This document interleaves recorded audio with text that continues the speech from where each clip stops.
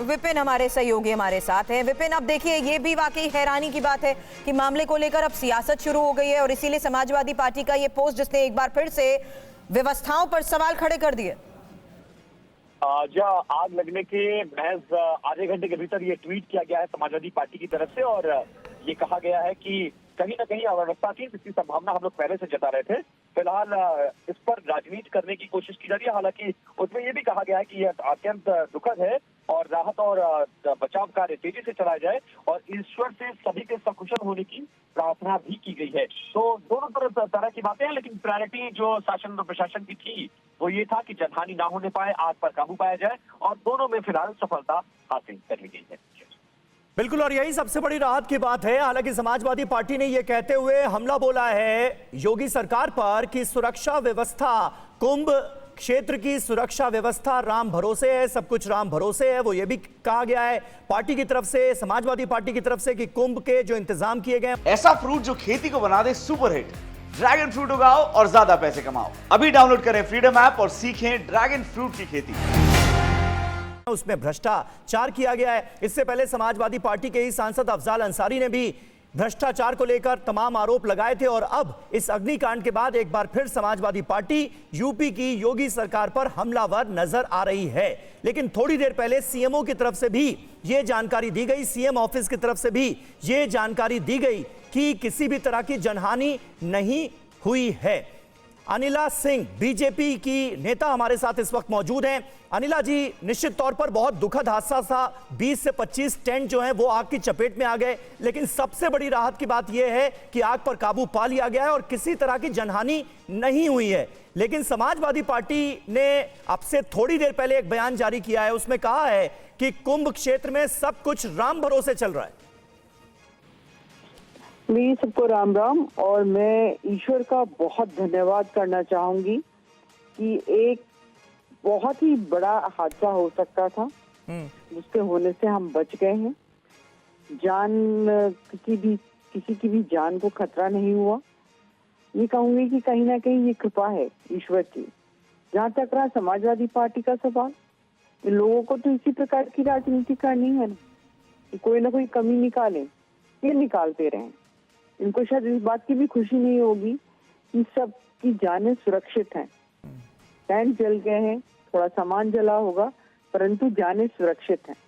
पर अब सोचने का विषय ये है कि ये हादसा था या षड्यंत्र, ये इन्वेस्टिगेशन के बाद ही पता चलेगा।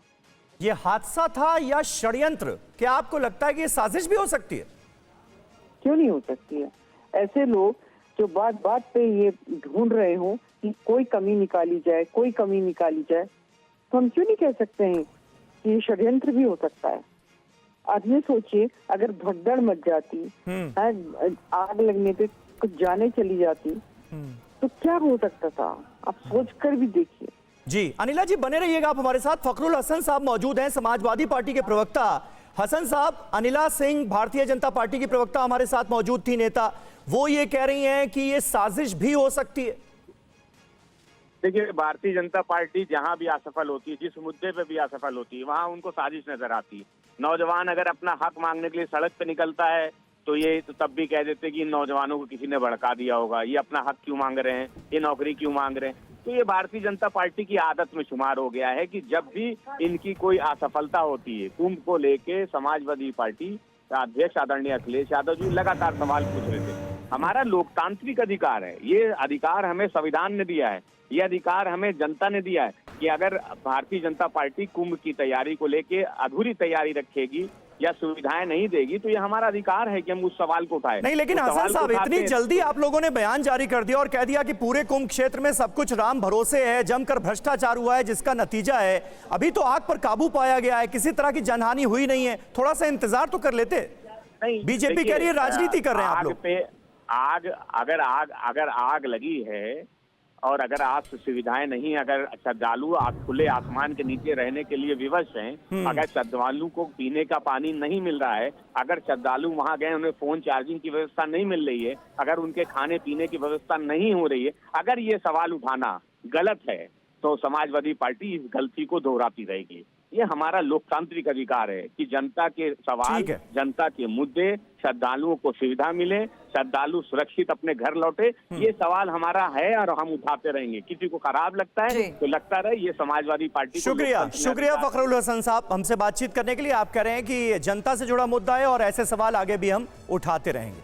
अब हालांकि इस मामले पर राजनीति को लेकर जिस तरीके से बयान नहीं सामने सर, आया है, इस कोई पर सुनवाई नहीं है। आप सब हम लोग तो भी देख रहे हैं, ऐसा कोई मैटर नहीं हुआ है। आप क्या कर रहे हैं यहाँ पे? सर हम लोग ये बुझा रहे हैं साहब, सब दीपक यादव। यही इस वक्त की सबसे बड़ी खबर है। राहत की बात है कि कोई जनहानि नहीं हुई। राहत की बात है कि वक्त रहते इस आग पर काबू पा लिया गया। राहत इस बात को लेकर भी कि किस तरीके से यहां पर मौजूद दमकल की गाड़ियों ने इस बेकाबू आग पर काबू पाया और कोशिश ये की कि जितने भी लोग सेक्टर 19 और 20 के इन टेंट एरियाज में मौजूद थे उन्हें जल्द से जल्द सुरक्षित निकालकर एक सही स्थान पर पहुंचाया जा सके, और ऐसा हुआ भी।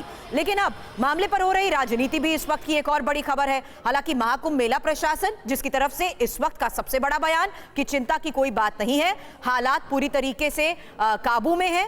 लेकिन अब महाकुंभ मेले में लगी आग पर समाजवादी पार्टी ने जिस तरीके से आरोप लगाए हैं वो भी इस वक्त की एक खबर सामने आई है। और इस वक्त ये दो तस्वीरें लगातार हम आपको दिखा रहे हैं जिसके जरिए आपको पता लगेगा कि किस तरीके से ये वो टेंट एरिया थे जो आग की चपेट में आए, और दूसरी तस्वीर कि किस तरीके से यहीं पर हालात पर पूरी तरीके से काबू पा लिया गया है।